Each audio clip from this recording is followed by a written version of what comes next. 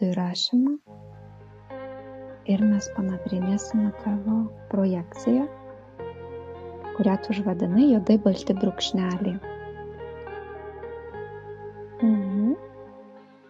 Tai čia dar visai nesenai tu turėjai projekciją, labai keistas buvo pats išėjimas iš kūno, ridinaisi, vartėjaisi, net galvoji, ar nenukrisi nuo lovos. Jutai kaip astralas tiesiog išslinko iš kūno ir tada pajutai nuostabų skrydį. Tiesiog skridai ir girdėjai traukinio bėgių garsą, nors traukinio paties tu nematėjai. Nenorėjai atsimerkti, norėjai tiesiog išjausti, o nematyti. Ir staiga pamatei juodai baltus brūkšnelius. Jų buvo pilna erdvė. Iš jų iškilo ryškus skaičius 5. Tada pagalvojai, kas čia per erdvė. Ir garsiai ištari, parodyk man pasąmonę tikrą vaizdą, nešk. Nes norėjai aiškumo, norėjai žinoti, kur esi. Sustosiu čia ir dabar pažiūrėk, ką tu matai eterinėje erdvėje.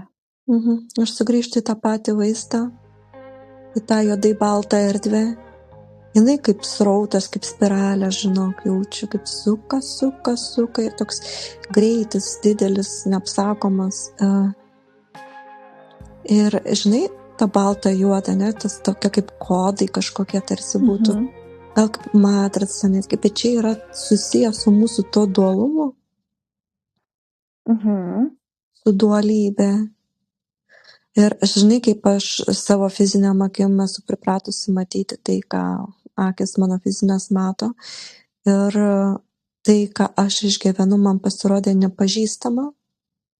Ir vibracijos visai kitos, kažkokia tiesiog erdvė, ne? Atrodo, tu sikiesi kažkokioj spiraliai. Bet iš tikrųjų tai ir yra ta tikroji, tas tikrasis vaizdas, žinot, dabar kaip aš, pavyzdžiui, suprantu, kaip suvokiu dabar savo visą esybę, kad čia ir buvo tas tikrasis vaizdas. Ir po to, žinai, matau tokia kaip juoda kosmoso erdvė.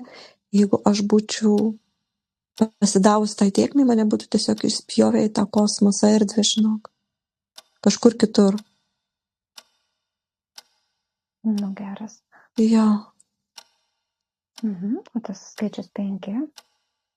O tas skaičius 5 man kažkaip atrodo susijęs su mūsų visom tom stichijom.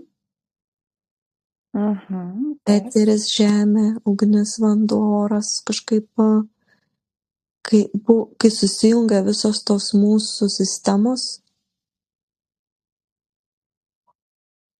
kažkokia tai. Tai tu patekai į tą erdvę, kur viskas susijungia? Taip, aha.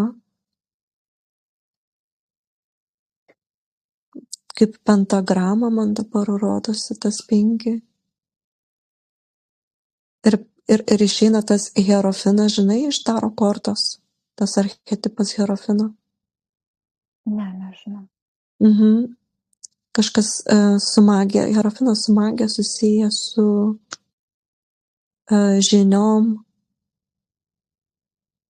Tas 5 labai stiprus simbolis, jis mistinis simbolis. Gerai, ir ką jis tau nori parodyti? Nes tau labai aiškiai jį parodė.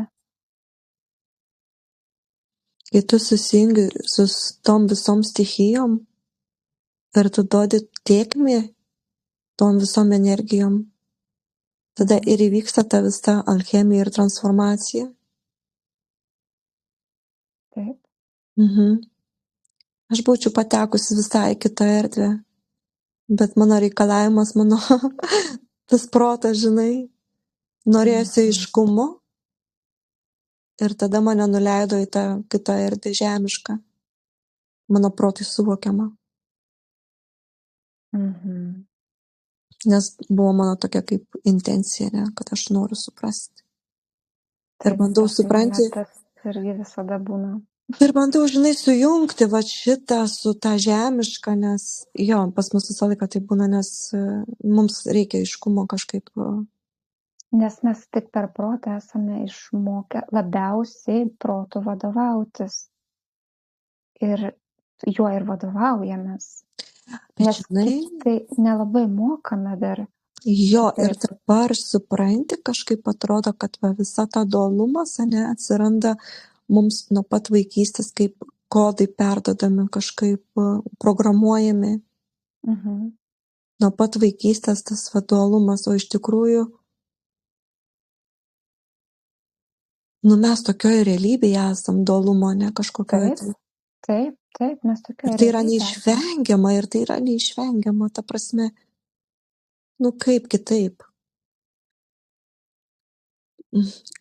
Kažkaip pakilti virš to gal ir įmanoma, bet aš neįsivaizduoju, ant kiek reikia suvokti, kaip išeiti iš to. Nu taip, čia atrodo, čia tokio lygio meistrystę reikia Taip, pažaboti, ne? Jo. ir kaip tu, ta prasme, mus mažus, ne, nu, nemokino ten, kaip išeiti iš to.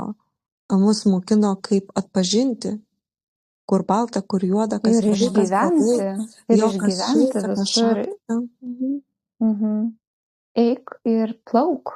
Taip, Nesvarbu, įmeta, vat, kaip kačiukai, ir dabar tu išplauk, arba tu išplauks, arba tu neišplauksi.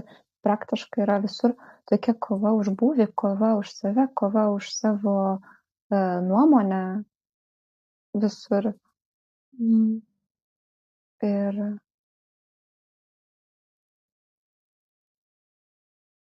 Ir kiek mes būname toje ramybės būsenoje ir tame balanse, nes visa aplinka tik ir daro, kad tave išmuštų. taip. Taip. Čia ir yra meistrystė, kai tu supranti iš kur, kas kaip, ir kai tu vis tiek sugebi neprarasti balansą, tai ir yra visa alchemija ir meistrystė. Atrodo, visų vidumi ir netgi protu tu suvoki, tai bent jau aš suvokiu teoriškai. Praktiškai, kai aš bandau tą viską daryti šeimoje ypatingai, nu nepavyksta, nu labai sunkiai. Ir jeigu kartais pavyksta, tai labai džiaugiuosi. Jo, čia ir turėtų būti tas naujas kodas. Tai įsidedam tą kodą ir užlituojam. Jo, ta 5. Čia tas 5 skaičius ir yra tas kodas. Virš dualybės, kažkaip man ta virš dualybės. Gerai, mums reikia pagalbos ir aukštesniųjų aspektų, ir dvasinių vedlių, ir tiesiog mums reikia pagalbos, mes neišsikapstysim patys. Jo. Ir žinai ką, Saulė, jie girdi. Mūsų va dabar va šitą, ką mes pasakėm, jie girdi. Gerai. Vau, aš žinok, apsiverksiu. Taip jautru. Jie girdi, mes nesam vienas. Tai džiaugiuosi, kad išgirdo ir tikrai mums reikia pagalbos. Kaip aš sakau, kai vaikai vieni maži yra ir jiem reikia pagalbos, negali palikti jo vieno. Tu užauksi, išmoksi pats savaime kažkaip. Ne, reikia tos krypties, reikia palaikymo, reikia, kad pasuktų į teisingą kryptį, kad išlaikytų teisingoje, reikia iš išorės. Ir mums reikia to vedimo ir pagalbos.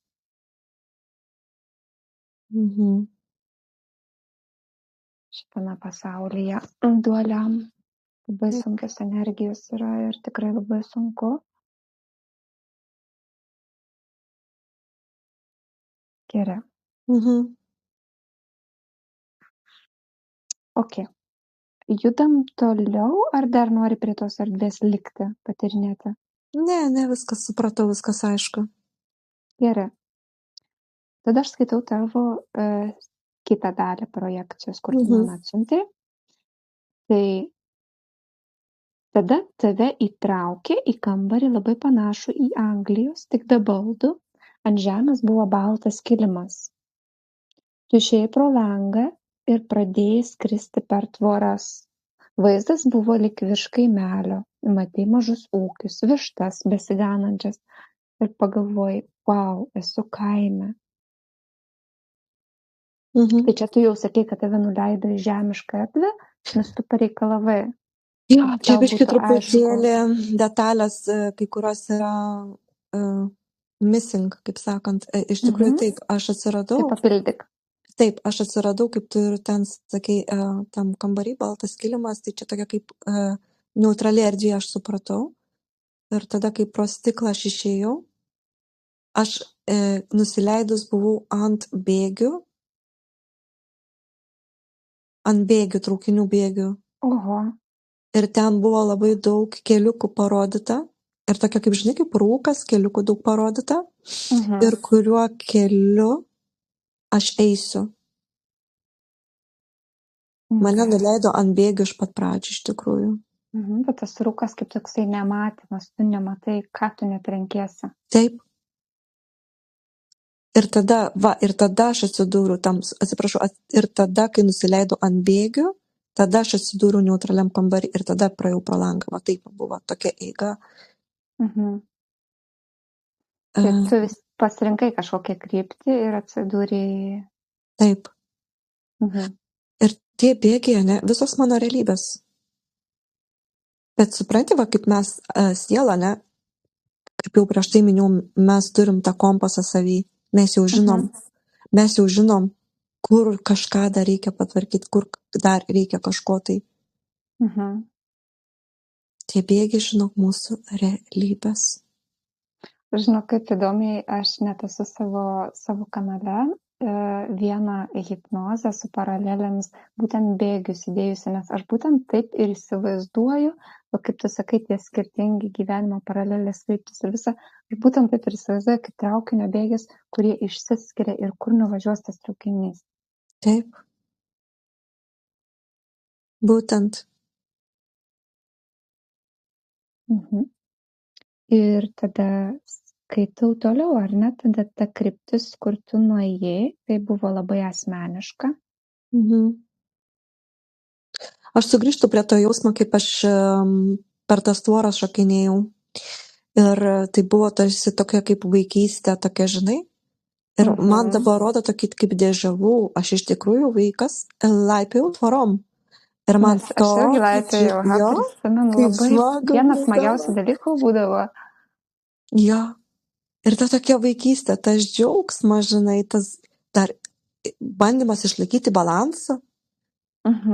Jo, taip čia tas va, kažkaip man labai įsirėžė matyti tose projekcijose labiausiai ir kažkaip įsirėžė tie vaikystės potyriai, tas laisvės, tas džiaugsmas, tas tyras džiaugsmas, žinai, ta tokia energija, kuri tave pakylėja. Kažkaip va, tu vis tiek veda į vaikystę. Aha, gerai. Tai tu įėjai į namą ir kambariai buvo kaip Lietuvoje. Prie seno veidrodžio gulėjo tavo senas žaislas, juodai balta panda,